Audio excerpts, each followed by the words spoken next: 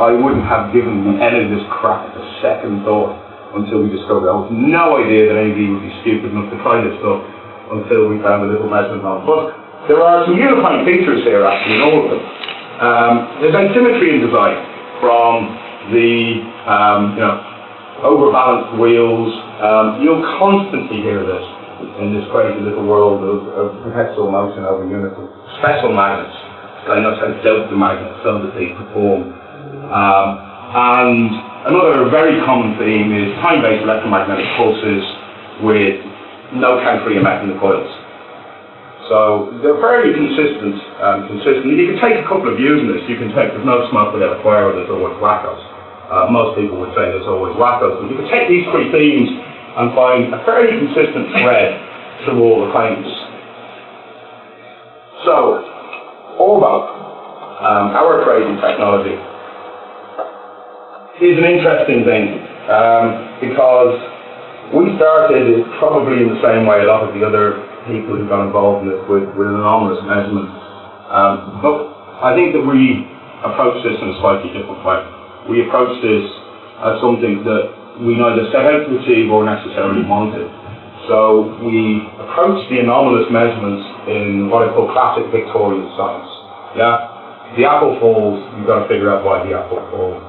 And we spent many, many years and many millions of dollars testing and measuring, and what we found out that we could give complete repeatability, designability, and everything when we understood that what is actually happening with these kinds of systems is that the magnetic interactions are time variant. What do I mean by that? By time variant, I mean the total energy exchange in these magnetic interactions varies as a function of the time frame of the exchange. In practical sense, that can be speed, in some more sophisticated definitions, it's about controlling and Higgs position of the magnets.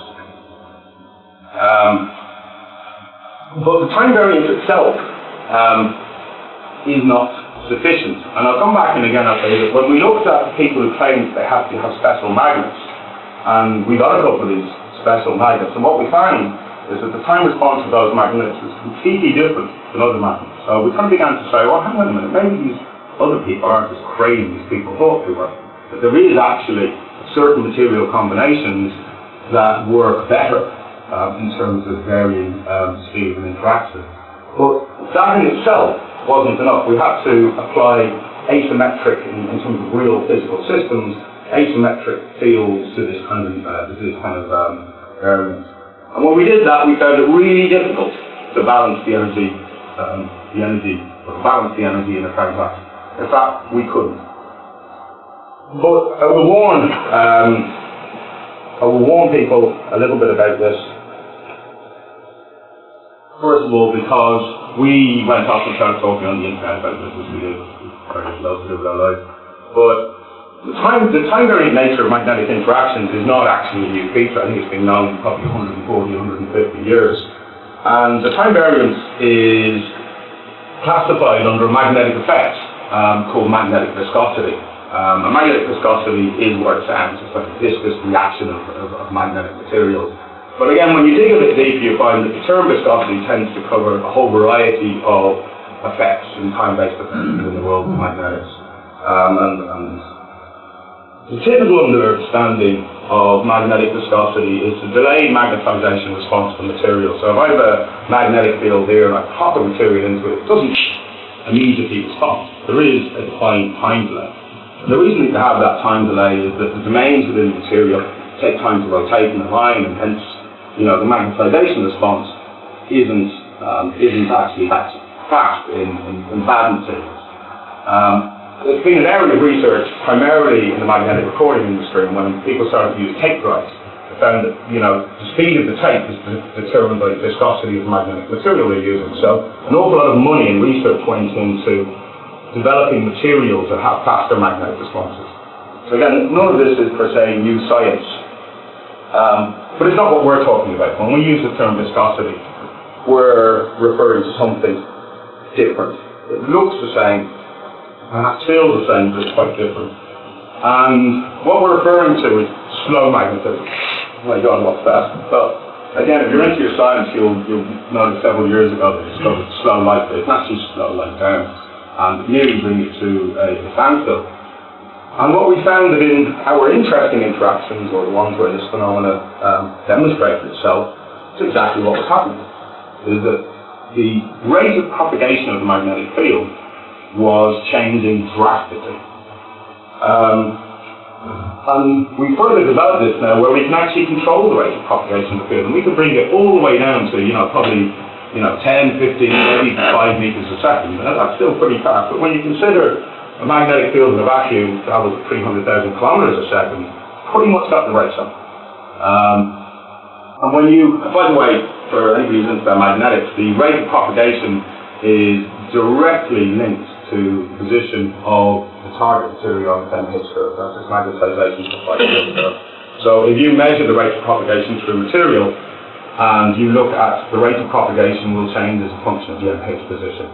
So what we did, and again this took many, many years to figure out what was going on, and it's kind of like peeling an onion. It involves an awful lot of tears, and there's always another layer.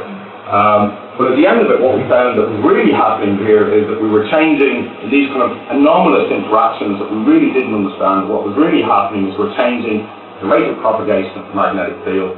That has all kinds of impacts. You can imagine it. And again, I'll link it back to what Noetus did. It means that the speed of the interaction determines the total amount of energy for interaction. So if you go through something really fast and the material doesn't have time to respond, it doesn't have time to respond. And once you understand this, you can start to model it, and then you can start to build better systems, and so on and so on. I'll also point out that thermodynamic analysis of such simple systems is really not possible. Also not simple, and potentially not possible if you consider dark energy to be real, because you don't have a dark energy meter.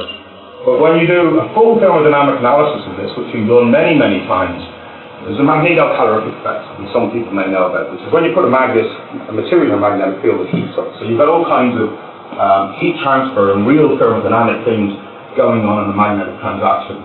You also have the fact that magnetic materials contain energy, and they can have repetition effects. So, if you repeat magnetic interaction 10 times, you are moving it around its domain. It will never be exactly the same as it was before. So when you look at these kind of thermodynamic issues, it's again not a simple thing to take something that's obvious, because it could be very simple that you've got heat transfer from the environment, there's entropy issues with that, or that you're taking some of the energy in the permanent magnets and so on. But there's an awful long course that you have to walk there with respect to understanding what's happening. To give you a brief example of what I mean, is that we developed these relatively simple tests that are about demonstrating the core principle, and there's a whole lot of documents that go with this. But in essence, what we have here is measurement of the asymmetry of a very, very simple magnetic interaction,